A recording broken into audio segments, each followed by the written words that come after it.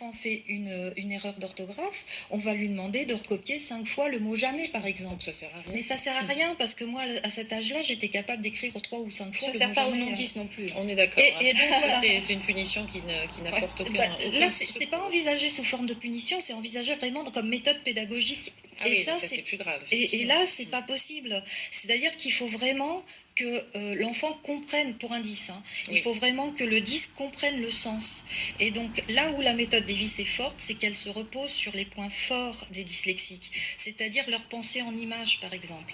Et donc, on va coupler les lettres avec la pensée en image. On va leur faire comprendre que les lettres, ça peut aussi être qu'une image. Et donc, le mot jamais, on va le représenter en image, et puis en pâte à modeler, et on va mettre le mot en dessous. Et comme ça, on va réussir à l'écrire, on va réussir à l'utiliser. Il y a peut-être des parents qui nous regardent, qui ont des enfants dyslexiques. C'est quoi les solutions, rapidement, aujourd'hui, vers qui se tourner?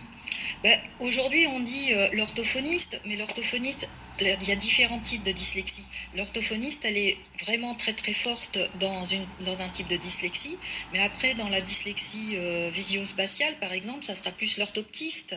Et puis, vous avez aussi des problèmes d'équilibre, ça sera aussi le psychomotricien qui va être plus fort, enfin, qui sera aussi nécessaire. Donc, je trouve que c'est en ça aussi que je trouve que ce qu'on présente, c'est réducteur, parce qu'on dit, il suffit d'aller chez l'orthophoniste et tout est résolu. C'est pas vrai. C'est malheureusement pas comme ça. Nous, l'orthophoniste, elle a dit j'en peux plus. Et mon fils n'était pas le seul.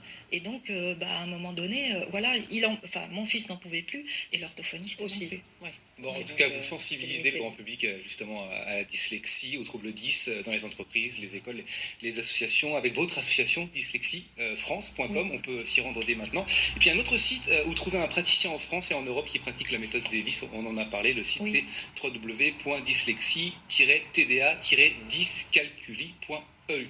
Oui. J'ai tout dit, c'est bon? C'est impeccable. Merci beaucoup Claudine Gardère d'être venue nous voir sur le plateau. Je rappelle votre livre SOS Mon Enfant et 10 que vous avez coécrit aux éditions Hachette. Voilà, je pense que c'est une bible, je l'ai feuilleté, où il y a plein de solutions à utiliser quand on a un enfant 10. Merci d'être venue nous voir. Nous, on va retrouver Héloïse. Et oui, Héloïse.